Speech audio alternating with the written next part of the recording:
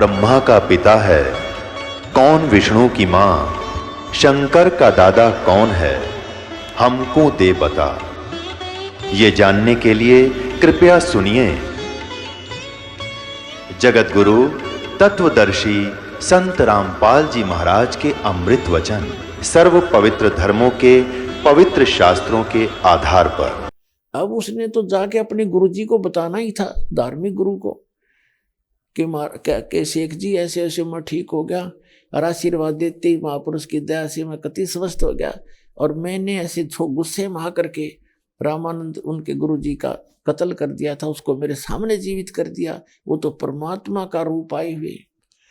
अब पुण्यात्माओं, दो वजीर और दो फकीर एक दूसरे की प्रशंसा नहीं सुन सकते, उनकी बने को न कदे भी। ये खास राग द्वेष होता है इनके ना। तो उसने सोचा, शेख तकी ने सोचा कि तेरे नंबर कम हो गए और दूसरे गुरु के नंबर ज्यादा हो गए राजा की नजरों में। तो उसने सोचा कि उसको राजा की नजरों से गिराऊं, तब तेरी प्रभुता मेंटेन रहेगी। इस उद्देश्य से कहने लगा कि मैं क्या उसके साथ था, मैं क्या तेरे साथ था, मेरे आंखों के सामने तो कुछ हुआ नहीं, मेरे सामने होगा जब देखूंगा। अब मुंह दिया चढ़ा। अब उसने, राजा समझ गया कि जब ये नाराज होता है तो ऐसे ही बातें करता है। और राजा को ये पता था कि शेख तकी नाराज हो गया तो सारे मुसलमान तेरा विरोध करवा देगा, ये इतना जालिम व्यक्ति है। उसको खुश रखना राजा की मजबूरी थी। उधर से क्या हुआ, शेख तकी ने कहा कि ये छोटे मोटे जंतर मंतर दुनिया कर देती है, ज्ञान से बात बनती है। हमारी कुरान शरीफ जैसा ज्ञान इस पृथ्वी पर नहीं है, उसको ज्ञान से पता लगेगा वो संत है या संत है। वीरदेव सिंह बघेल राजा को ज्ञान था कि इसकी ज्ञान में भी धोती ही धो देंगे एक बागी तब। तो वो कहने लगे, जी कल उनको यहीं बुला देते हैं, आप ज्ञान में चर्चा कर लो। शेख तकीन का बुला लो कल बुलाओ। तो बुला लिए, परमात्मा आगे। वहां भी काफी हिंदू मुसलमान सब बुला लिया, जो सत्संग सुनिए, दो महापुरुषों की चर्चा होगी। शेख तकी ने चर्चा की, प्रश्न किया, राजा से कहा कि आप इसको भगवान कहते हो, अल्लाह कहते हो, अल्लाह तो बेचून है, वो तो निराकार है, वो दिखाई नहीं देता। तो परमात्मा ने कहा कि परमात्मा कैसा है वो तो बाद में बताऊंगा, लेकिन आप जो साधना करते हो शेख जी, आपकी साधनाओं से कोई लाभ नहीं हो सकता प्राणी को। इस बात से वो चढ़ गया कि हमारी पूजाओं को गलत बताता है। परमात्मा ने कहा गलत बताता नहीं, गलत है। कैसे? परमात्मा ने कहा कि आपकी साधना करने से राजा ठीक नहीं हुआ आपका। तो उसने कहा कि जब तक, हमारी कुरान शरीफ में लिखा है कि जब तक एक अल्लाह पर पूरा ईमान नहीं लाते और सही भक्ति नहीं करता, तब तक राहत नहीं मिलती उसको। तब कबीर परमेश्वर ने कहा कि आपका जो मुखिया है हजरत मोहम्मद सल्लल्लाहु, जिसको आप वसल्लम कहते हो, उस जैसा तो ईमान कोई ला भी नहीं सकता, और उस जैसा मुसलमान हो भी नहीं सकता, उस जैसी भक्ति साधना तुम्हारी कोई कर भी नहीं सकता। कोई कर सकता है? नहीं। एक नंबर का ईमान उनका था, एक अल्लाह में, कुरान शरीफ के ज्ञानदाता में ईमान लाया उसने, और उसकी भक्ति करता था। उनकी क्या हालत हुई? 3 लड़के थे, तीनों उसकी आंखों के सामने मृत्यु को प्राप्त हुए, और स्वयं उनकी 63 साल की उम्र में एक रोग से मृत्यु हुई। चक्कर खा के गिर जाता था, बेहोश हो जाता था। तो क्या वो सुखी है प्राणी जिसके सामने उसके तीनों पुत्र मर जाए? उसको सपने में सुख नहीं हो सकता, और उससे ज्यादा ईमान तुम ला नहीं सकते। कितनी बात बड़ा। अब शेख तकी का मुंह इतना सा हो गया, क्योंकि सच्चाई के सामने, और सब ने, मुसलमान थे वो भी इस बात से चौकन्ने हुए कि सचमुच जो कह रहे महात्मा जी सही कह रहे, 100 की 100 कह रहे हैं। 100% हमारे, ये तो हम रोज सुना करते कथाएं कि तीनों पुत्र मर गए, और ऐसे महापुरुष के जो दिन रात भगवान के अतिरिक्त दूसरी बात नहीं करता था, तो अन्य का क्या होगा? समझदार को संकेत बहुत होता है। अब वीर सिंह ने कहा कि भगवान फिर कारण क्या था उनका? कि उनका कारण ये है कि सूरत फुरकानी, कुरान शरीफ के अंदर एक सूरत फुरकान नाम का चैप्टर है, 25 नंबर, उसकी 52 से 59 में उस अल्लाह अकबर की जानकारी बता रखी है कि वो समर्थ है, वही पाप नाशक है, वो सब गुनाहों का माफ करने वाला है। उसी ने 6 दिन में सृष्टि रची, 7वें दिन तख्त पर जा बैठा। उसकी खबर किसी बाखबर से पूछो, कुरान शरीफ का ज्ञान दाता जानता नहीं। इस कारण से वो जानकार मैं हूं। परमात्मा ने कहा कि वो बाखबर मैं हूं, मेरे पास वो विधि है जिस कारण से ये सब सुख हो रहे हैं। वो तो परमात्मा थे, अपने आप को छुपा के कह रहे थे। बार बार यूं कहे कि ये अल्लाह कबीर मैं ही हूं, तो कतिये नहीं माने। तो ये कारण था कि इन मुसलमानों को और हिंदुओं को कोई लाभ नहीं हो रहा। कबीर साहब ये कहा करते, 2 साधना मैं बताऊंगा, सबको लाभ होगा। लेकिन ये धर्म के ठेकेदार हमारे को हमेशा ऐसे ही बांटे रखे रहे। अपनात्मा आपने समझना पड़ेगा। ये ठेकेदार तो अभी टांग अड़ाने की कोशिश करेंगे, ये तैसे नहीं आपके। इन्होंने तो केवल अपना उल्लू सीधा करने का मतलब है, बाढ़ में जाओ जनता। लेकिन आप अपने सदग्रंथों को समझो, दास सामने कर रहा, रूबरू कर रहा, दिखा रहा आपको, इसको पढ़ो दोबारा। कोई त्रुटि है तुम दास से बताओ कि आपने गलत तो बोल दिया। विश्व का कोई भी संत एक शब्द कह दे, दास ने एक शब्द गलत बोला उनके विषय में, तो संताई छोड़ दूंगा उस दिन में।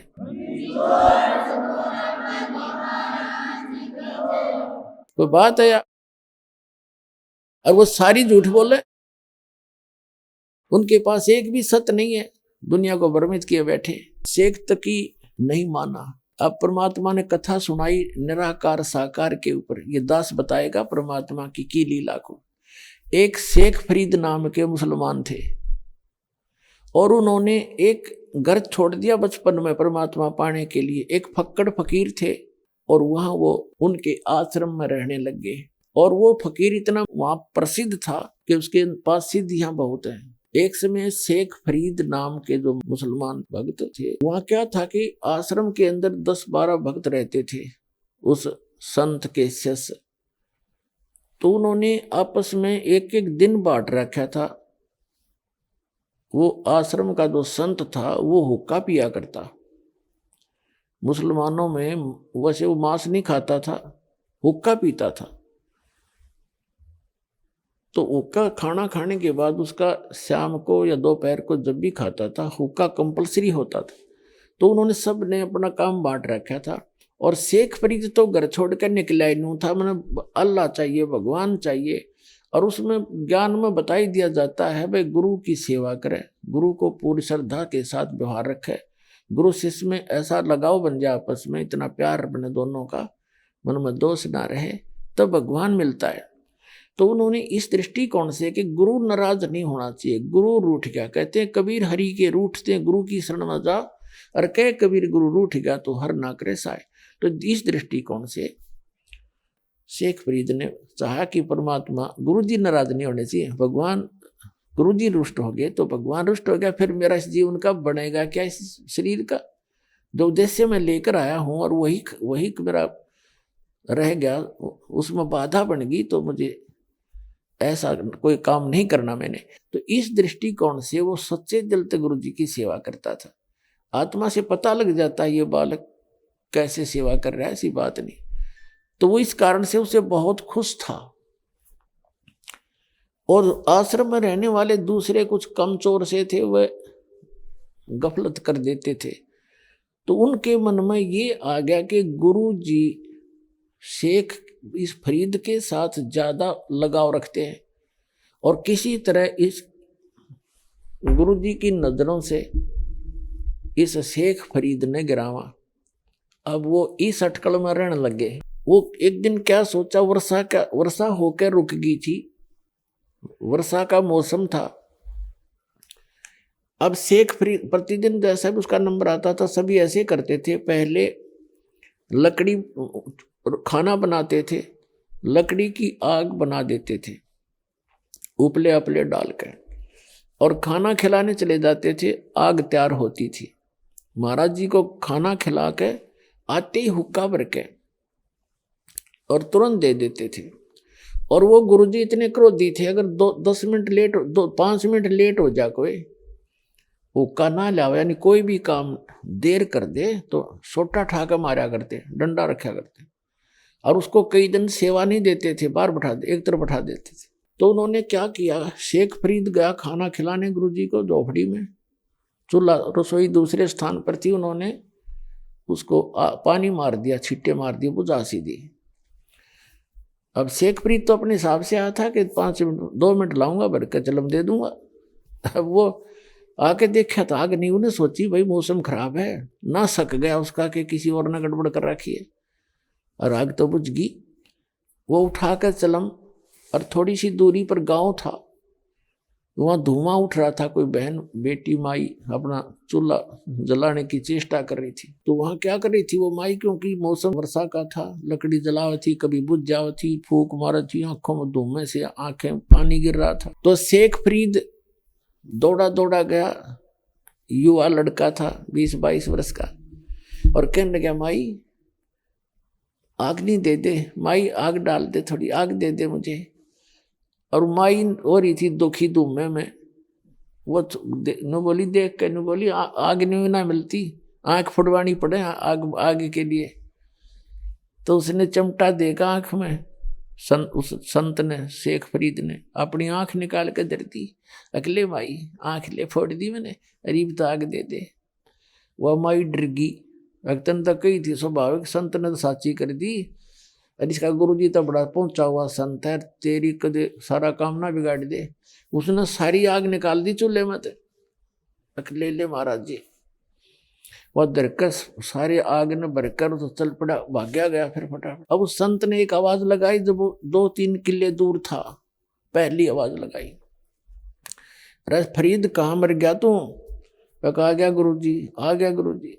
दूसरी आवाज लगाई, जब रख की तू मर गया था, इतनी देर लगा दी। बस यही था गुरुजी, देर होगी, थोड़ी सी आग खराब सी होगी थी, मौसम खराब है ना। और उस आंख पर कपड़ा बांध लिया उसने, एक आंख के ऊपर गए, जो आंख निकाल दी थी।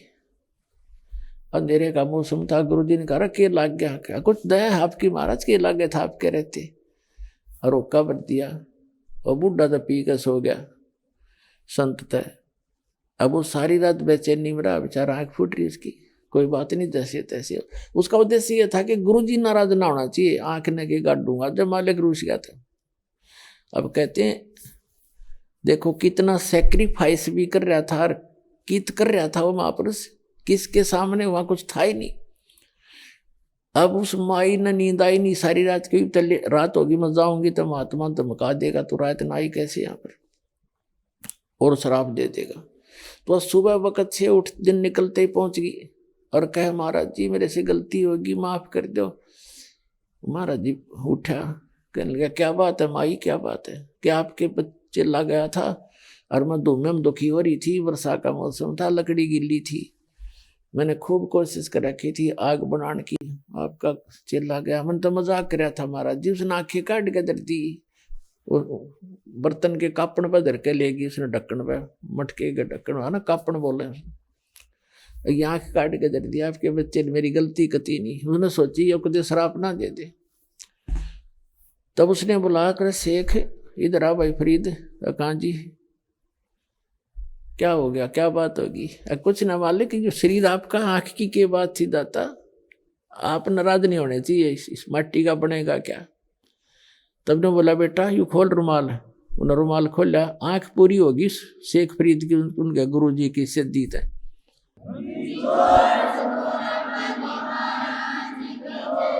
पुण्यात्माओं, इतनी सिद्धि युक्त प्राणी से संत आसपास उसका खूब बोलबाला हो गया इस बात से। माई ने जब आंखें देखी, सारी कहानी बताई, सारे गांव में चर्चा होगी, और तरह वे ऐसा महापुरुष नहीं देखा। अपने चेले की आंख भी ठीक कर दी, स्वस्थ हो गया। लेकिन वो आंख थोड़ी छोटी बन गई, ये प्रमाण देने के लिए कोई संत ने इसको ठीक कर दिया। पुण्यात्माओं, इसका रिजल्ट देखना क्या है। इस कथा जो दास सुनाने जा रहे हैं आपको, सारे भ्रम मिट जाएंगे आपके। अब कुछ दिनों के बाद क्या होता है, संत जी की मृत्यु होगी, उस फकीर की, आश्रम वाले की। और वो चेले इस सब अच्छे चिंतित थे। एक शेख फरीद से महात्मा ज्यादा प्यार करते हैं, कहीं इसको प्रधान ना बना जाए आश्रम का। लेकिन साधु संत भक्ति के लिए निकलते हैं, इन आश्रमों के लिए नहीं। कुछ दिनों के बाद उसने उस आश्रम को त्याग दिया कि पर उनके गुरुजी ने क्या बता रखा था कि बेटा ज्यादा से ज्यादा तप करो, और तपस्या ज्यादा करने से जितना शरीर को कष्ट दोगे उतना भगवान आपको मिलेगा और दर्शन देगा। अब देखो कमाल की बात है, सबके साथ ऐसे कर रखा है काल ने। आप किसी हिंदू यानी सनातन धर्म के व्यक्ति ने पूछ कर देख लो भगवान कैसा है, कहते निराकार है।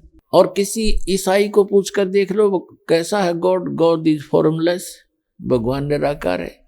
किसी मुसलमान भक्त ने पूछ लो, वो कहेगा भगवान बेचून है, निराकार है। शेख फरीद ने सोचा गुरु जी का आदेश है, वे जितना गणा तप करेंगे भगवान मिलेगा। तो उन्होंने कहते हैं 12 वर्ष में 1.25 मन यानी 50 किलो अन्न खाया। 12 वर्ष, एक वर्ष में 365 दिन, और 12 वर्ष उस 12 से गुणा कर लो, और एक दिन की एवरेज निकाल कर देख लो 50 किलो कितने दाने, कितने दानों का आटा इससे आता है। 10 ग्राम नहीं आओ एक दिन में। इतना आहार किया उसने कुल 12 वर्ष में, और तपस्या करी। शरीर कति सूख का कांटा हो गया, अस्थि पिंजर शेष रह गया, और कुएं में लटका करते थे। और कष्ट देने के लिए ऊपर पैर बांध लेते थे, वृक्ष के टहनी कर नीचे कुआं था, उस वृक्ष के रस्सा बांध कर नीचे चले जाते थे, क्योंकि बाहर कौवे आंख निकाल लेते हैं। एक दिन और बाहर आते थे, थोड़ा बहुत आहार करते थे, फिर लटक जाते थे। एक दिन कौवे वो आकर लेट गया, ज्यादा थके हुए थे ऐसे, और कौवे ने सोचा आदमी मर गया, आकर बैठ गया, उसके सारे शरीर पर घूमे फिरे, उसमें कितना मांस दिखा नहीं, अस्थि पिंजर कति शेष खाल में लिपटा हुआ। माथे भागा बैठ गए, आंख खाएंगे ये, इनमें कुछ है मांस थोड़ा सा। तब शेख फरीद ने कहा कि भाई कौव्यो, मेरी आंख ना खाइयो, मेरे शरीर पर कहीं मांस हो तुम वैसे खा लो, मुझे मेरी आंख छोड़ दो, मुझे परमात्मा के दर्शन करने हैं। आंख खराब कर दोगे तो मैं भगवान के दर्शन नहीं कर पाऊंगा। तो जब बोला तो कौवे उठ गए कि तो जीव है, जीवित है व्यक्ति। अब उसने ये सोचा कि भी अगर बाहर रहूंगा तो कौवे खत्म करेंगे मेरे को, आंखें भी खत्म कर देंगे, फिर मैं कति कंडम हो जाऊंगा, और भगवान मिले नहीं, अंत और शरीर अंत होने को हो गया। वो इस दृष्टिकोण से फिर दोबारा धीरे धीरे पैर बांधे रखे थे, सहज लटक गया कि अब तो मर के निकलूंगा इसके अंदर से, या तो भगवान मिल जाएगा ना खत्म। अब वो परमात्मा आके खड़े हो गए उस कुएं के ऊपर, और रस्सा पकड़ के उसको बाहर निकालने लगे कबीर परमेश्वर, अल्लाहू अकबर। तो शेख फरीद ने कहा कि भाई कौन है, मेरे साथ शरारत मत करे, क्योंकि पहले वो ऐसे कुएं में लटक रहे होते थे, तो बच्चे आते थे उसके रस्से न डंडी तो घुमा देते थे। शेख फरीद कभी इधर लगता था कुएं में, कभी इधर लगता था, और वो ऐसे कर लेता था।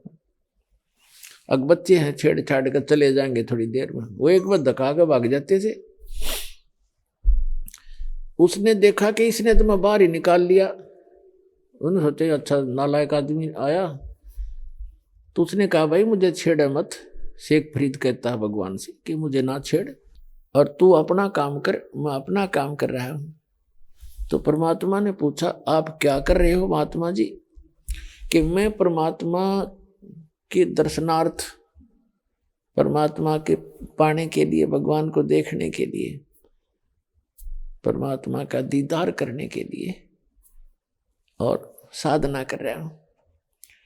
तो परमात्मा ने कहा कि जिस भगवान की तू साधना कर रहा है, पहले तो यह साधना ठीक नहीं तेरी। परमात्मा ने कहा कि मैं हूं वो अल्लाहू अकबर। शेख फरीद ने सोचा ये तो कति पहाड़ी टकराएगा, ये तो निरा निकम्मा आदमी है, अपने आप को भगवान कहता है। फिर भी साधु अपने भाव से बोला करते हैं। शेख फरीद ने कहा कि भाई ऐसे ना बोल, तुझे पाप लगेगा। भगवान दिखाई थोड़ा ही देता है, भगवान तो बेचून है, निराकार है, और आदमी भगवान नहीं हो सकता, भगवान आदमी भगवान नहीं हो सकता। तो परमात्मा ने कहा कि भले आदमी, तुम्हारी थ्योरी क्या और प्रैक्टिकल क्या कर रहे हो तुम? एक तरफ ते कह रहे हो कि भगवान बेचून है, निराकार है, दिखाई नहीं दे, और ऊपर से न्यू क्या उसके दर्शनार्थ में प्रयत्न कर रहा हूं। खाक देखेगा जब निराकार है तो क्या देखेगा, कुंडले डोरा है। तो शेख फरीद ने सोचा भाई आदमी तो काटे का है, तो बात तो करी कही सही इसने, पर मन में जो हमारा धारणा काफी समय से बैठी हुई होती है उसके आधार से सोचा कि भगवान तो खरी वो नहीं होगा, लेकिन बाखबर पूरा है तो आदमी ठीक लग गया। या बस एक के सेकंड में समझा दी, क्या करें गामकार ज्ञान का तो चमका ऐसा लग गया करे। एक का चोट से धारी आदि ने मिलन दाचा, उसकी एकदम बुद्धि घूमगी, अरे सचमुच एक तरफ तो हम मेरा बेचून बताओ और फिर उसके दीदार के लिए प्रयत्न कर रहा, दर्शनार्थ भगवान ने देखूंगा, भगवान पाऊंगा, निराकार का पाओगा क्यों। तो फिर उसके यह बात समझ में आ गई। नो के नो पैर पकड़ दिए उलट के लटके ने बोला महाराज मैंने रास्ता बता दे, मैं तो परमात्मा के लिए घर छोड़ के आया था, आज तक मैंने तो शरीर का विनाश कर लिया पर मालिक आस पास नहीं मिले। तब उसने बताया परमात्मा ने कि भाई इस तरह तो लाख वर्ष कर ले तो भी तरह भगवान निकट नहीं आ सकता। वह विधि मैं बताऊंगा, मेरे पास है बच्चा, साधना करनी पड़ेगी, जब वहां जा सकते जब उसकी प्राप्ति होगी। तब उसने धीरे धीरे कहने लगे थोड़ा बहुत आहार भी करना चाहिए, इस शरीर के साथ इसी दुश्मनी मत करो, बड़ी मुश्किल से मिलता है यो। इसमें कहते प्रथम अंदर संयम राखा योग युक्त सब सतगुरु बाख है। गीता अध्याय नंबर 6 के श्लोक नंबर 16 में कहा कि अर्जुन ये योग ना तो ज्यादा खाने वाले का, ना बिल्कुल ना खाने वाले का, ना ज्यादा सोने वाले का, ना कथित घना जागने वाले का कभी सफल नहीं हो सकता। प्रथम अंदर संयम राखे योग युक्त सब सतगुरु बाखे, यानी पहले खाने पीने पर संयम करे। इतना भी नहीं खाओ दड़ी पक्का खा लो फिर अंगड़ाई टूटे, जा भक्ति कैसे करेगा।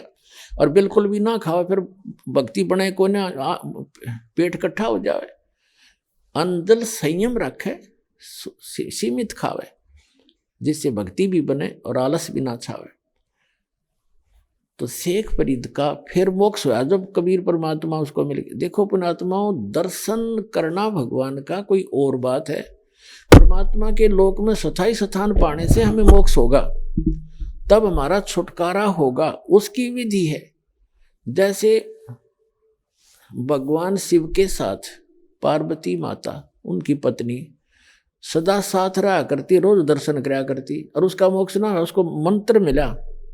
अमरनाथ जो बना हुआ स्थान, वहां पार्वती जी को मंत्र दिया गया था। ये जो पहला आपको 5 नाम दिए जाते हैं, ये 5 नाम का दिया था। उस मंत्र से उसकी इतना मोक्ष हो गया जितना उस मंत्र से होना था, इतना अमरत्व प्राप्त हो गया उसको सच्चे दिल से भक्ति, सच्ची साधना करने से। लेकिन शिव जी के दर्शन से मोक्ष नहीं हुआ उसका। तो पुण्यात्माओं, परमात्मा 120 वर्ष, वो अल्लाहु अकबर, वो पूर्ण परमात्मा परम अक्षर ब्रह्म 120 वर्ष काशी में रहे। कितने लोगों ने दर्शन किए? 64 लाख तो शेष हो गए थे उनके उस समय, और सब ने दर्शन किए, कोई पार ना हुआ, क्योंकि उन्होंने उनके द्वारा बताई गई साधना पर विश्वास नहीं किया, वह साधना पूरी ना की और उनको एज ए गॉड ट्रीट नहीं किया। तो परमात्मा के लोक में जाने के लिए हमारी मर्यादाएं हैं, कुछ मंत्र हैं। उन मंत्रों की शक्ति से इस शरीर के अंदर जो हमारे सूक्ष्म शरीर है बॉडी के अंदर, इस स्थूल शरीर से प्रयत्न करके साधना करके हम उसको चार्ज करना हमने। और इस शरीर को छोड़ देंगे तो ऊपर का यहाँ का इस काल का दिया हुआ मटेरियल है, इसको तो ये इतना सामान इसको छोड़ दे, इसके अंदर जो शरीर है वो हमारा इतना चार्ज हो जाएगा, और फिर वो इससे निकलते ही और फुल स्पीड तो ऊपर जाएगा, तिरकुटी पर। इन सब के अकाउंट क्लियर मिलेंगे आपको, क्योंकि ये जो शरीर है सूक्ष्म शरीर फिर इतना लंबा हो जाएगा इससे निकलते ही भक्ति युक्त प्राणी का। जैसे आप कभी सूर्य की तरफ पीठ करके और अपनी छाया पर ध्यान रखना, अपनी छाया की छाती पर काफी देर 1 मिनट एकटक देखते रहना और फिर सामने देखना। आपको जमीन से लेकर आसमान को छूता हुआ आपका सिर, नीचे पैर, इतना लंबा शरीर दिखाई देगा। तो ये शरीर इतना लंबा हो जाता है, फिर ये आत्मा यहाँ से स्टार्ट करती है मूल कमल से, इसमें से सूक्ष्म शरीर से, इसमें से निकलकर फिर त्रिकुटी में जाती है। त्रिकुटी ये वहां पहुंच जाता है, त्रिकुटी उस त्रिकुटी के पास ही। तो वहां यहाँ सारा क्लियर अकाउंट करके वहां पहुंच करके फिर आगे सब मंत्रों की जो भक्ति है वो स्थान स्थान पर इनको डिपॉजिट कराते चले जाएंगे, हमारा अकाउंट क्लियर होता चला जाएगा, तब हम सतलोक जा पाएंगे। तो इस प्रकार मोक्ष होगा। तो पुण्यात्माओं, आज का जो सत्संग था, पूर्व के संस्कार जो प्रारब्ध यानी किस्मत में लिखे हुए बैड जो हमारे बुरे पाप कर्म हैं, बुरा लेख है, उनको भी पूर्ण परमात्मा काट सकता है, आपको सुखी कर सकता है, आपकी आयु भी बढ़ा सकता है। और जैसे पुनर्जन्म के ऊपर जो बहुत सी भ्रांतियां हैं मानव के अंदर, पुनर्जन्म होता है और पुनर्जन्म के आधार से ही यहाँ कोई गरीब है, कोई अमीर है, पूर्व जन्म के संस्कार से, और कोई रोगी है, कोई स्वस्थ है, कोई मंत्री है, कोई प्रधानमंत्री है, कोई एक रिक्शा चालक है, कोई कागज चुगता फिरता है, कोई कुछ कर रहा है। तो ये पूर्व जन्म की किस्मत है, पूर्व जन्म के प्रारब्ध में लिखे हुए संस्कार से है। और परमात्मा का एक विधान है कि जो जन मेरी शरण है ताका हूं मैं दास, गेल गेल लाग्या फिरूं जब तक धरती आकाश। एक राबी नाम की लड़की थी, मुसलमान समुदाय में उसका जन्म था, और वो बहुत पुण्यकर्मी थी, पूर्व जन्म की संस्कारी बेटी थी, भगवान की आत्मा थी। तो वो अल्लाह अकबर, वो कबीर परमात्मा उस बेटी को मिला जब वो घास फूस लेने के लिए जंगल में गई हुई थी अपने खेतों में। साधु संत को देखकर पुण्यकर्मी प्राणी उस तरफ आकर्षित होते हैं। महात्मा जी को उस बेटी ने प्रणाम किया, उसका विवाह नहीं हुआ था जब तक। तो उस लड़की ने प्रणाम किया, परमात्मा ने कहा बेटा भक्ति करा करो, मनुष्य जीवन भक्ति के लिए मिलता है। उसने बताया जी हम ऐसे ऐसे भक्ति करते हैं, नमाज भी करते हैं, ऐसे करते हैं वैसे करते हैं। उन्होंने सारा कुछ समझाया, बेटी ये नमाज तो ग्लूकोज है, जैसे आज की भाषा में बताऊं आपको, और वास्तविक भक्ति जो है रोग काटने की औषधि से भिन्न है, वो मंत्र है, वो मेरे पास है बेटा, इसकी भक्ति करने से मोक्ष होगा। जिंदा महात्मा के रूप में बैठे थे। जिंदा महात्मा मुसलमानों में होते हैं, और मुसलमानों के महात्मा की बात का जल्दी असर होता है। तो लड़की बात समझ गई, साधु संत सच्ची कहा करते हैं। उन्होंने जो दंत कथा सुन रखी थी मुल्ला और काजियों से, वो साधना वो करी रही थी। तो परमात्मा से उन्होंने कहा ठीक है महाराज जी, जो आप कहोगे मैं ऐसे कर लूंगी कि बेटा भक्ति कर, ये मंत्र जाप किया कर। 5 मंत्र दिए उसको पहले वाले। अब वो मंत्र करती रही, घर वालों से गुप्त रखती रही, लेकिन उसने निर्णय ठान लिया कि मैं शादी नहीं कराऊंगी, क्योंकि पूर्व जन्म की पुण्यकर्मी प्राणी थी, और फिर भक्ति से और भक्ति में रंग मिल गया उसकी, और भक्ति बढ़ती चलेगी, आस्था भगवान में बढ़ती चलेगी। अब माता पिता को चिंता हुई, लड़की युवा होगी, बेटी को घर रख नहीं सकते, विवाह करना कंपलसरी, वह मान नहीं रही। तो आखिर में उन लड़की को माता पिता ने कह दिया बेटी या तो विवाह करवा ले, नहीं हम दोनों फांसी खावांगे। अब लड़की ने सोची वे तो बड़ा साका हुआ, माता पिता मरेंगे, दोष लगेगा। तो उसने कहा ठीक है। उसने सोची विवाह कर लेती हूँ, पर आगे उस अपने पति से बात करूंगी। लड़की ने स्वीकृति दे दी, उनका निकाह कर दिया। एक अच्छे ऑफिसर, बड़े अच्छे साहब का एक नेक व्यक्ति था, मुसलमान, अच्छा यानी बुद्धिमान व्यक्ति था, राजा के यहाँ अधिकारी भी था, वो साहब बना हुआ था, ऑफिसर था। उसका विवाह हो गया। अब उसने जाकर के राबी ने अपने पति से कहा कि मैं आपसे एक बात करना चाहती हूँ। अका बोलो कि मैं संतान उत्पत्ति नहीं करूंगी, और मुझे आप टच भी ना करना, यदि आपने मुझे टच कर दिया तो मैं आत्महत्या कर लूंगी। वो भगवान से डरने वाला व्यक्ति था। तो उसने सोचा, उसने कहा कि एक बात बता राबी, कोई बात नहीं, मैं ऐसी जुल्म नहीं करूंगा तेरे ऊपर, मैं कोई जोर जबरदस्ती तेरे साथ नहीं करूंगा, मैं अल्लाह से डरने वाला व्यक्ति हूं। लेकिन एक बात बता, आपने निकाह कबूल क्यों किया था? मना कर देती। कोई दबाव था तेरे पे? अकना कोई दबाव नहीं था। मेरे पर दबाव ये था कि मैंने कोशिश बहुत की थी, मेरे माता पिता ने मेरी एक नहीं सुनी, और उन्होंने समाज के डर से आत्महत्या करने की ठान ली। तो मैंने यही सोचा था कि हो सकता है कोई अल्लाह से डरने वाला भक्त होगा तो मेरा जीवन रह जाएगा, नहीं मैं आत्महत्या कर लूंगी। मैं इसलिए विवाह किया है, मेरे माता पिता समाज के डर से मुझे घर नहीं रख सकते थे। तो समझ गया सारी कथा 1-2 मिनट में। फिर उसने कहा कि देख राबिया, बात सुन ले, मेरा भी समाज है, मेरा भी कुल है, ठीक है, मैं तुझे टच नहीं करूंगा, मेरी बहन की तरह रहेगी, लेकिन समाज की दृष्टि में रहना पड़ेगा मेरी पत्नी के रूप में। अपने तेरा अलग मकान बना दूंगा और तू अपना भक्ति करना, मैं अपना और विवाह कर लूंगा। मुसलमानों में कई कई विवाह हो जाते हैं। उसने ऐसा ही किया और वो लड़की अपना 100 शुक्र मनाया अल्लाह का। अब उस लड़की ने क्या किया, जो परमात्मा से प्राप्त भक्ति वह तो छोड़ दी, क्योंकि वो तो एक दिन मिले, और वह समाज का हर रोज देखते हैं कि सब एक ही जैसी साधना कर रहे हैं, तो वह छोड़ दी, वह उन्हीं वाली करने लगी। 2-4 वर्ष साधना की उसने। फिर शादी होने के बाद वहाँ के सामाजिक लोग जैसा भी कर रहे थे वो ही करने लगी। नमाज करे 5 वक्त, अपना जैसे भी। जब वो होगी 50 वर्ष के आसपास तो ये हज करने जाते हैं मक्का में। तो उसने अपने पति से कहा कि मैं हज करने जाना चाहती हूँ। उसने देखा कि 50 साल की उम्र होगी, आज तक ये कभी मैंने बाहर की औरतों के साथ बैठी भी नहीं देखी और सीधी आत्मा की। उसने कहा कि आप जा सकते हो, मुझे तो समय नहीं है, ना मैं भी तेरे साथ चलता। वो कहने लगी मैं चली जाऊंगी। तो उसने कहा कि आपके साथ कोई सवारी का प्रबंध कर देता हूँ, ऊंट वगैरह आपके लिए व्यवस्था कर देता हूँ, नौकर साथ चला जाएगा। वो कहने लगी नहीं, मैं पैदल जाऊंगी। भावना थी कि पैदल जाऊंगी और ज्यादा लाभ मिलेगा, और भी बहुत सी बहनें जा रही हैं, मैं साथ चली जाऊंगी। एक अच्छा, वो चली गई। जब मक्का से 50-60 किलोमीटर मील 60 मील जो रहेगी, तो चलते चलते कोई आगे जा रही थी, कोई पीछे रह जाती थी, कोई थक जाते थे, यात्री बैठ जाते थे। तो दोपहर का समय था, राबिया मरुस्थल से गुजर रही थी। वहां एक कुआं था और उस कुएं के पास ही कोई झाड़ी के एक स्थान था, उसमें कुतिया ने बच्चे दे रखे थे, उसके छोटे छोटे बच्चे थे।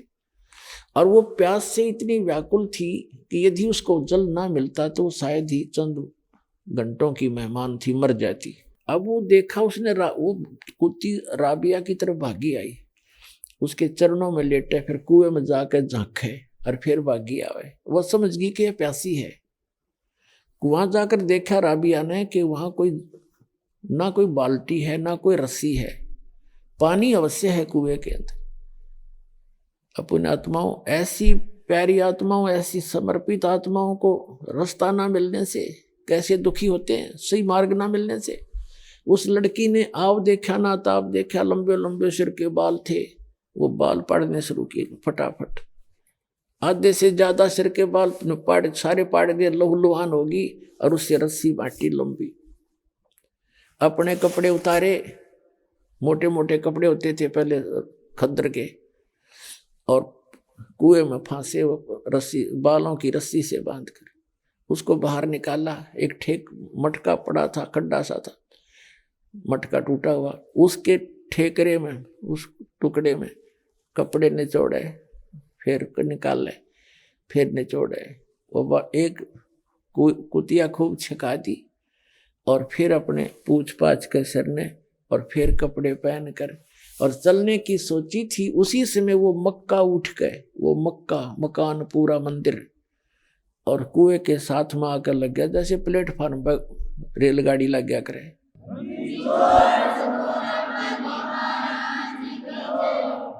अब राबिया ने देखा कि मक्का आ गया। मक्के के लिए एकदम दौड़ के गई इसमें, और सजदा करवा, सजदा करने लगी, इतने वहां से मक्का उठा। उसी समय एक अब्राहिम सुल्तान अधम नाम का एक राजा था। वो आत्मा कबीर परमात्मा की प्यारी थी, परमात्मा के ज्ञान को समझ चुका था, मुसलमान था, और वो राज त्याग कर सन्यासी हो गया था। वो वहां गया हुआ था मक्का में, क्योंकि संत वहां जाते हैं जहाँ श्रद्धालु इकट्ठे होते हैं, और वो अब्राहिम सुल्तान उनको समझा रहा था, ये मक्का नहीं एक मकान है भाई, इसमें अल्लाह नहीं है, उसकी पूजा की विधि भी आपको पता नहीं है, मैं बताऊंगा। वो ऐसा चर्चा चल रही थी, इतने में देखा सबने कि मक्का कहाँ गया, मक्का कहाँ गया, अरे मक्का कहाँ गया।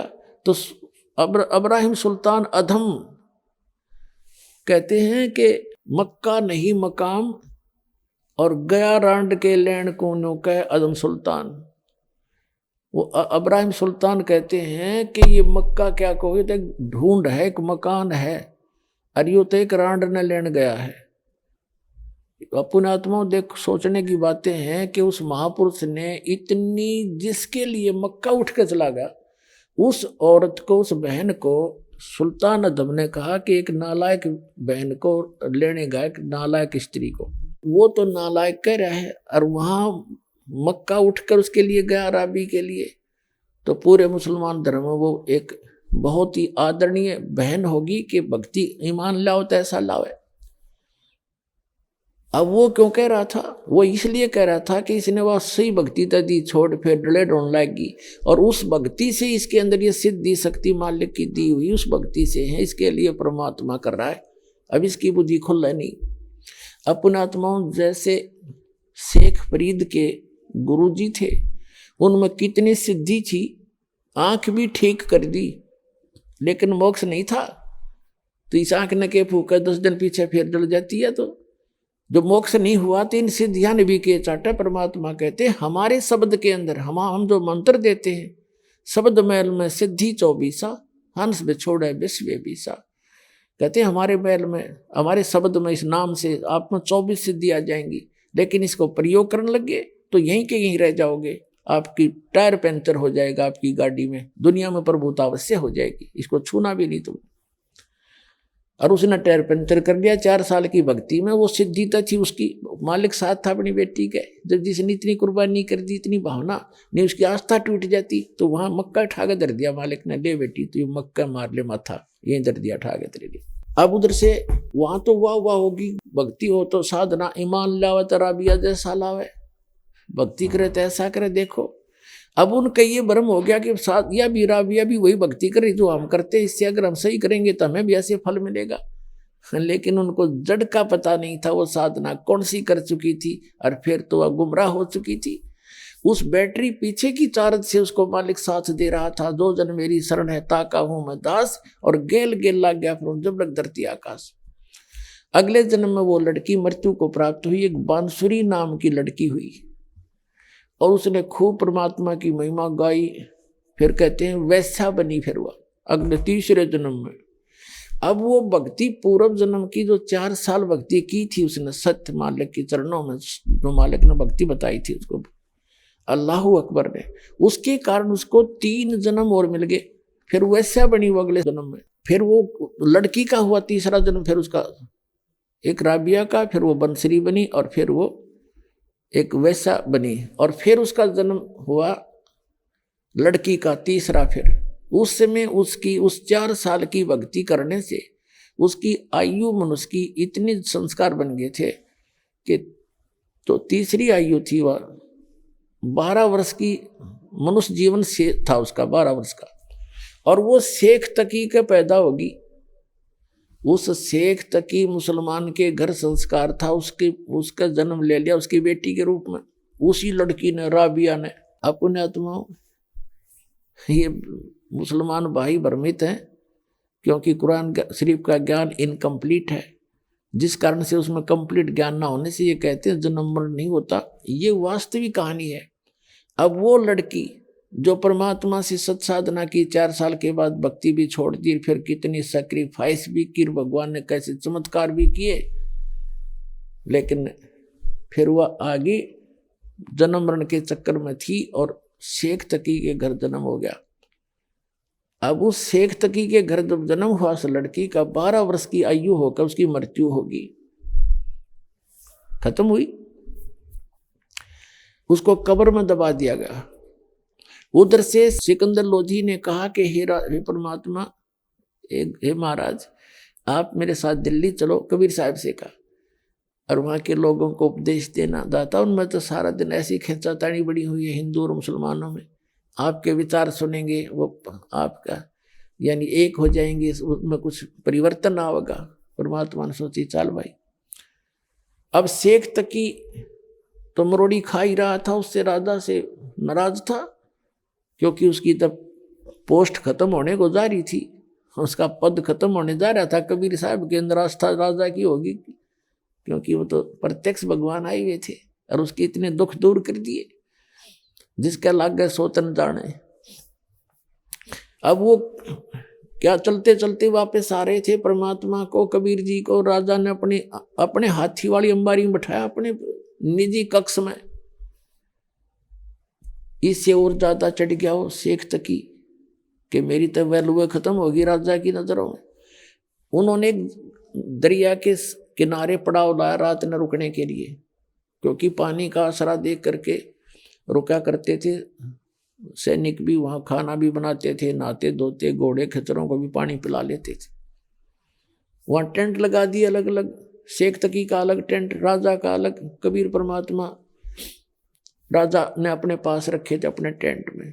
तो शेख तक सिकंदर लोधी सुबह सुबह उठा और शेख तकी के चरणों में प्रणाम सलाम वालेकुम करने गया। उसको तो मुंह फेर लिया, बात नहीं करी, सीधा मुंह। तो कारण पूछा राजा ने, क्या बात होगी शेख जी? उसने कहा कि मेरी जरूरत क्या है, तुझे तो मिल गए ना पीर, ठीक है, तू हिंदू हो गया है, तू काफिर हो गया है, और जाके मुसलमानों को कह दूंगा कि राजा तो हिंदू बन गया।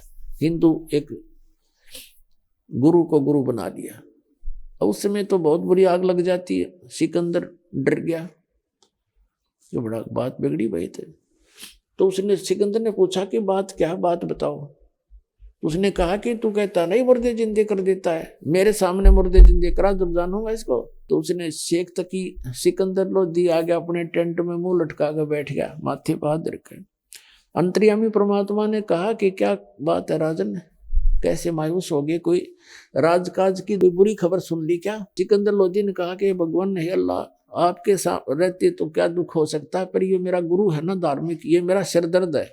अब यूं नाराज हो गया, न्यू कह है कि मुझे अब मेरे सामने मुर्दा करके दिखा, जब मैं मानू इसमें कोई शक्ति है। तो इसको भगवान समझ रहा है। हमारे अल्लाह के नबी ने, हमारे अल्लाह के रसूल ने, नबी मोहम्मद ने गाय मार के जीवित की थी वचन से, और यूं मेरे सामने जीवित करके दिखा दो, अगर ये पैगंबर भी है तो। तब परमात्मा ने कहा कि जाकर उसको कह दो राजन कि कोई मुर्दा ले आवे, कोशिश कर लेता हूं। अब राजा को तो पता था मेरी आंखें आगे कर रखे है, इन आंखों के सामने क्या नहीं कर देंगे। तो कहा कि पीर जी कोई मुर्दा ले आओ। कबीर जी कह रहे हैं कि ला कर देता हूं उसको जिंदा, फिर तो मान लेना।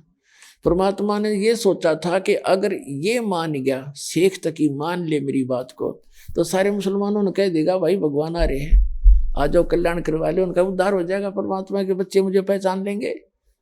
लेकिन ये जो भी हमारे धर्म गुरु रहे हैं सदा से ही, सभी तो नहीं, जो पुण्य आत्मा है वो तो हमेशा परमार्थ ही सोचा करते हैं। अधिकतर इनकी वैरायटी सी रही है, ये मानने को ना चाहिए, खुदा आ जाए इनके सामने उससे भी विवाद करेंगे। आप नहीं मानेंगे, जनता बेसिक मान जाओ, इतनी कर्महीनता आ जाती है इनके अंदर। तो उसने कहा कि मैं शेख तकी कहने लगा कहाँ से लाऊं मुर्दा, में आएगा जब बताऊंगा, वक्त आने दे। अब सिकंदर लोधी ने सोचा भाई जैस दिल्ली पहुंचने से पहले पहले जो कोई मुर्दा आ जाए जिंदा हो जाए तो मेरी राज बच जाएगा, ना तो जाते काम बिगाड़ेगा, सब ने बका देगा। सारे इसकी बात मानते हैं मुसलमान धर्मगुरु की, और मेरा राज गया। तो परमात्मा ने यह भी समस्या हल करनी थी, क्योंकि परमात्मा अपने भगत की टेंशन देख नहीं सकते। बनारस से चलने से पहले परमात्मा कबीर जी ने कहा था कि मैं तेरे साथ जब चलूंगा राजा, जब तू मेरे से दीक्षा ले लेगा। तो सिकंदर लोधी ने, कहते हैं अपने सामने देख रहा भगवान, तुरंत दीक्षा ले ली। और परमात्मा ने कहा कि मांस नहीं खाएगा, तेरे राज्य में मांस नहीं होना, कटना चाहिए, कोई जीव हिंसा नहीं होनी चाहिए।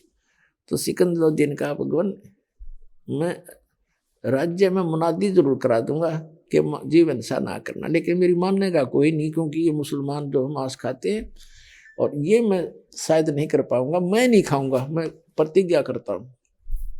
तब परमात्मा उसके साथ आए थे, चल ठीक है तू ना खाना, और एक बार अवश्य सबको अनाउंसमेंट जरूर करवा देना, पाप लगेगा, मांस नहीं खाना चाहिए। उसने हाँ भर ली। तब परमात्मा आए थे। तो उधर से क्या हुआ कि एक लड़का 12-13 साल की वर्ष की आयु का मृत्यु को प्राप्त हो गया। तो कुछ कबीले ऐसे होते हैं जो ना तो दफनाते हैं, जमीन में नहीं गाड़ते, कब्र नहीं बनाते और नहीं जलाते हैं, वो क्या करते हैं, जल प्रवाह कर देते हैं उसको। वो उनका अंतिम संस्कार है। एक कोई घास फूस का पूला सा बना के उसके ऊपर आदर से रख देते हैं और उसको जल प्रवाह कर देते हैं। ऐसे अंतिम संस्कार किया हुआ एक 12-13 वर्ष की आयु का लड़के का शव आ रहा था उसी दरिया से। तब सैनिकों ने देखा जी मुर्दा आ गया, मुर्दा आ गया। तो सिकंदर लोधी का जान में जान आई, एको हो आ गया तो मेरे पीछा छुटेगा, कर देंगे काम, यू मान जाएगा फिर शेख तकी। तो इतने में सब इकट्ठे हो गए, शेख तकी भी आगे, कबीर साहब को बुला लिया। तो कबीर साहब ने कहा शेख तकी पहले तय कर, कहीं फिर पीछे तो नंबर बनाओ तो मैं भी कर दूँ। तो शेख तकी सभी ने कहा जी ठीक है करो आप। वो लोग अपने पंतर मंत्र उतार लिया, इतने काफी जो डाउन स्ट्रीम में पहुंच गया मुर्दा बहता हुआ। तब शेख तकी कहता है ये तो न्यू चावे था कि मैं करता रहूं, इतनी चला जाए, मुर्दे जीते होते हैं क्या, वो तो कयामत के समय होंगे। आइए अब हम उन श्रद्धालुओं के अनुभव जानते हैं जो जगत गुरु तत्वदर्शी संत रामपाल जी महाराज जी से दीक्षा प्राप्त कर चुके हैं तथा उनके द्वारा बताए गए भक्ति मार्ग पर चल रहे हैं। नमस्कार सर। नमस्कार सर, क्या नाम है आपका? मेरा नाम अमित कुमार खलखो। अमित जी, आप कहाँ से हैं? मैं कुनकुरी जसपुर जिला छत्तीसगढ़ से। अमित जी, संत रामपाल जी महाराज से नाम दीक्षा आपने कब ली? मैं 5 सितंबर 2013 को। संत रामपाल जी महाराज से नाम दीक्षा लेने से पहले क्या आप कोई भक्ति साधना भी करते थे? सर, संत रामपाल जी महाराज की भक्ति साधना से पहले मैं ईसाई धर्म से था और मैं ईसा मसीह की जो है ना भक्ति करता था, बाइबल का पाठ करता था, डेली चर्च जाता था, माता मरियम के सामने जो है ना घुटने टेक के प्रार्थना करता था, प्रेयर करता था। क्रिसमस में और ईस्टर में जो है ना हमेशा हम लोग 40 दिन जो है ना प्रार्थना, विनती, उपवास ये करते थे। सर, जैसा कि आपने बताया कि आप क्रिश्चियन धर्म से थे, तो फिर संत रामपाल जी महाराज की शरण में आने का क्या कारण बना? सर, मैं ईसाई धर्म में तो था, जैसा कि हमारे दादा परदादा माता पिता ने जो हमको सिखाया था उसी के अनुसार मैं प्रेयर करता था। ईसाई चंगाई में जो है ना सभा होती थी उसमें जाता था, प्रार्थना करता था। उसके बाद में सर कोई लाभ हुआ नहीं, क्योंकि इसमें जो है ना मांस मछली खाना पीना ये सब चलता था। उससे क्या है कि परिवार में लड़ाई झगड़ा और ऊपर से जो है ना हमारे भाई बहन हैं, गलत प्रभाव पड़ता था। कोई जो है ना नियम मर्यादा था नहीं। उससे क्या है कि हमारे यहाँ आर्थिक परेशानी, नशापान हमारे परिवार में होता गया और भूत प्रेत की ये जो है ना परेशानी हमेशा होते रही, जिसके कारण से लड़ाई झगड़ा ये सब चीज़ होते रहा। सर, हमारे यहाँ क्या होता है कि जो भी कार्यक्रम होता है उसमें क्या है कि मांस, हड़िया एक नशा होता है, चावल का बनता है, वो हमेशा जो है ना देना बहुत ज़रूर रहता है। और शराब जो है ना पीना ये बहुत ज़रूरी हो जाता है, जिसके कारण से जो है ना हमेशा लड़ाई झगड़ा तो होता ही है। और उसमें क्या रहता है कि अगर ये नहीं किए तो समाज से जो है ना बहिष्कृत कर देते हैं, जिसकी वजह से जो है ना ये बहुत ज़रूरी हो गया था।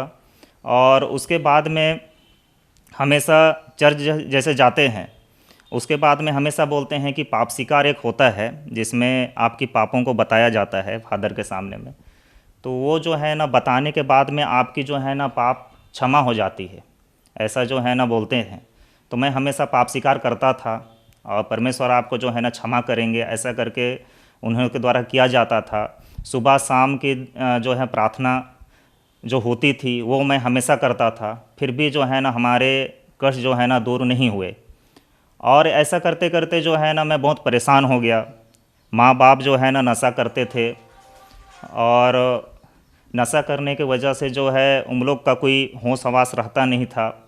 और गांव में मेरे घर के आसपास में बहुत परेशान लोग हंसते रहते थे, बोलते रहते थे कि ये इनका तो क्या है, कुछ होगा ही नहीं, हमेशा ऐसी ही है। और उनका तो कुछ होता जाता नहीं था। मैं समाज में हमेशा जो है ना बोलते गया कि नशा से जो है कम से कम दूर रहो, लेकिन उनके द्वारा कोई सुनवाई नहीं हुई।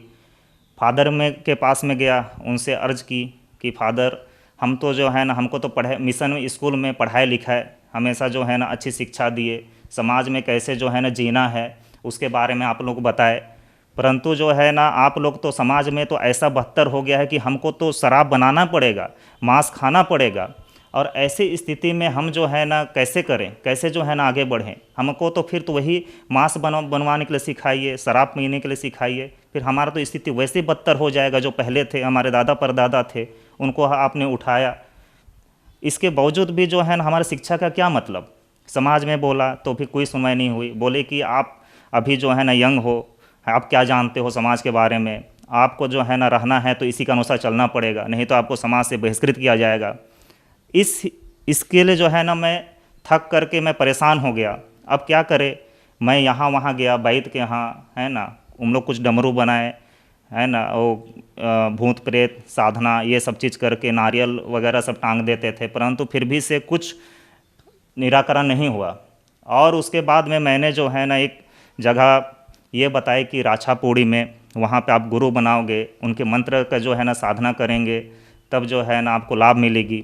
तो मैं वो भी किया। मैं गुरु से तो जो है ना मैं ले लिया, नाम दे दिया।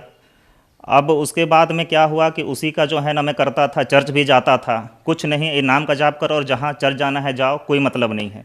ये करते करते भी जो है ना भूत प्रेत तो नहीं हुई, पर स्थिति जस की तैसे हो गई, नशा छूटा नहीं।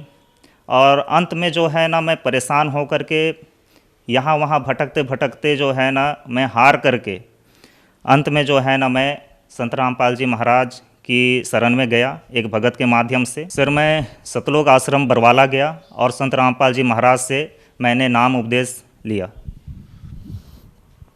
सर, संत रामपाल जी महाराज से नाम दीक्षा लेने के बाद आपको क्या लाभ मिले? सर बहुत लाभ मिले। जैसे मैं नाम उपदेश लिया, घर में आया और उनके द्वारा जो है ना मैंने भक्ति साधना किया। सर साल भर नहीं हुआ था, मतलब 2-3 महीना से ही मेरे अंदर तो जो है ना लाभ हुआ ही हुआ। मेरे पूरा परिवार जो है ना पूरा बदल गया सर। और भूत प्रेत की जो बाधा थी वो जो है ना नहीं होने लगी। आर्थिक स्थिति से सुधर गया। जैसे माता पिता शराब पीते थे, वो जो है ना शराब उनका जो है ना छूट गया। और मेरा भाई भी जो है ना शराब पीता था, पढ़ाई लिखाई उनका जो है ना बिल्कुल नहीं था, और गुटखा शराब सिगरेट ये सब पीता था, वो जो है ना छूट गए।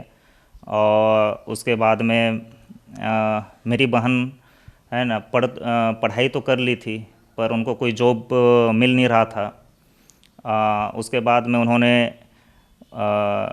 जसपुर में हमारे ज़िले में उनको जो है ना जॉब मिल गया।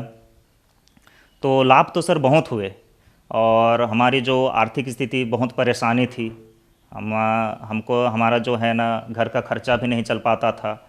उसके बाद में सब चीज़ ठीक हो गया। घर में जो है ना 4 व्हीलर आ गए। उसके बाद में मोटरसाइकिल भी आ गए। तो लाभ तो सर ऐसे बहुत सारे हुए। अभी तो मैं जितना बताऊं उतना कम है। सर भूत प्रेत बाधा जब मैं और मेरी बहन हॉस्टल में थे, मिशन स्कूल में हम लोग पढ़ते थे, तो अचानक से जो है सर प्रेत आ जाती थी। और उसके बाद में जो है ना आँख एकदम खड़ा हो जाता था और मुझे कुछ होश हवास नहीं रहता था। उसके बाद में मैं जो है ना बोलते रहता था कि मुझे एक औरत देख रही है सफ़ेद सफ़ेद सी। उसके बाद में मुझे बाहर जाना है, और उसके बाद में मुझे मांस खाना है, और मुझे आगे जा कर के किसी को जो है ना मारने का मन कर रहा है, बलि देने का मन कर रहा है। इस टाइप से जो है ना प्रेत बाधा हमेशा जो है मुझे परेशान करती थी।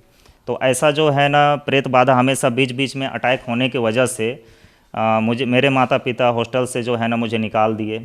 निकालने के बाद में मुझे घर ले गए। घर में वैद्य लोगों के से जो है ना मुझे उनसे पूजा पाठ करवाए, फिर भी मुझे जो है ना कोई शांति जो है ना नहीं मिली। अंत में जो है ना थक हार करके मुझे चांपा के एक भगत जी मिले। उन्होंने संत रामपाल जी महाराज के बारे में बताया। मुझे ज़्यादा उस समय तो ज्ञान मैंने नहीं सुना था, सिर्फ जो है ना मुझे ठीक होना था, स्वस्थ होना था। मैंने चले गया बिना ज्ञान सोचे समझे क्या है कैसा है, मुझे सिर्फ जो है ना ठीक होना है। तो फिर मैंने जो है ना ये सब चीज़ सुन करके मैंने जो है सतलोक आश्रम बरवाला वहाँ पे मुझे लेके गए और वहाँ पे गुरुजी से नाम दीक्षा लेने के बाद में मैं ठीक हुआ सर। सर, देखा जा रहा है कि संत रामपाल जी महाराज ने आध्यात्मिक ज्ञान की क्रांति ला दी है, लोगों को सुखी किया, और जहां मेडिकल साइंस फेल हो रहा है वहां संत रामपाल जी महाराज अपने श्रद्धालुओं को ठीक कर रहे हैं। सर, दर्शकों में सबसे ज्यादा पूछे जाने वाला सवाल ये भी है कि क्रिश्चियन धर्म, मुस्लिम धर्म या और भी धर्म के लोग संत रामपाल जी महाराज से जुड़ रहे हैं। जैसे कि आप क्रिश्चियन धर्म से हो और आपने संत रामपाल जी महाराज से नाम दीक्षा ली, तो क्या आप क्रिश्चियन धर्म से संत रामपाल जी महाराज से नाम दीक्षा लेकर हिंदू बन गए? जी, संत रामपाल जी महाराज जो है किसी धर्म जो है ना परिवर्तन ऐसा बोलते हैं वो नहीं कराते हैं। संत रामपाल जी महाराज ये बोलते हैं कि जीव हमारी जाति है, मानव धर्म हमारा, हिंदू मुस्लिम सिख ईसाई धर्म नहीं कोई न्यारा। मतलब सर ये है कि संत रामपाल जी महाराज जो हमारे सदग्रंथ है उन्हीं के अनुसार भक्ति विधि जो है और सच्चा जो विधि है उसके अनुसार जो है वो साधना बताते हैं। सर जैसे कि संत रामपाल जी महाराज ने बताया कि परमात्मा वो पिता जो है साकार है, जबकि बाइबल में जो है ना साकार है, लेकिन लोग जो है कहते हैं कि परमात्मा वो पिता वो जो है ना निराकार है। जबकि बाइबल में लिखा हुआ है जिसने 6 दिन में सृष्टि की रचना की, 7वें दिन जो है विश्राम किया, वो परमेश्वर आकाश में जो है ना विराजमान है। और जबकि जो है ना यहाँ पे इन लोग जो है ना निराकार बता देते हैं।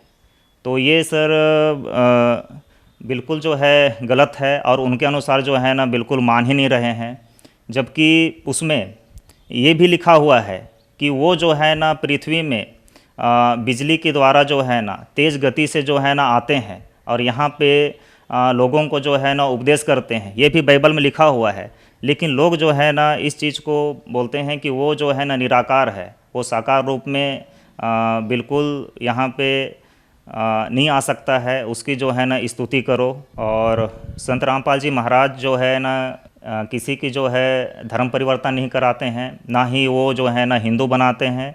वो जो है ना बाइबल में और जो भी संत ग्रंथों में है उसके अनुसार जो है ना वहाँ की जो है उसको सच्चाई को दिखाते हैं और उसी के अनुसार भक्ति साधना बताते हैं।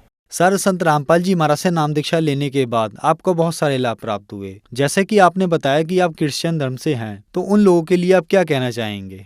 मैं उन लोगों को ये कहना चाहता हूँ कि आप संत रामपाल जी महाराज के भी चैनल में जो सत्संग आती है उसको देखें, और जो जीने की राह पुस्तक है जिसमें कैसे जीना है, कैसे भक्ति करना है, उसको जो है ना आप पढ़िए।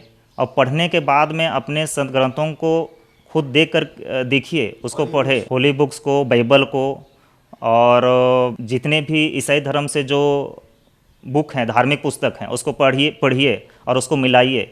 और उसको मिलाने के बाद में आप जो बताया गया है उसके अनुसार भक्ति कीजिए। सर, संत रामपाल जी महाराज से नाम दीक्षा कैसे ली जा सकती है? संत रामपाल जी महाराज का विभिन्न चैनलों पे जो सत्संग आता है उसमें जो पीली पट्टी आती है उसमें फ़ोन करके आप जो है नाम दीक्षा ले सकते हैं। धन्यवाद जी। धन्यवाद।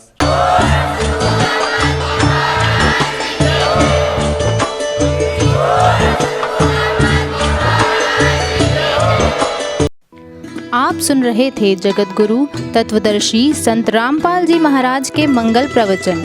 अधिक जानकारी के लिए संपर्क करें।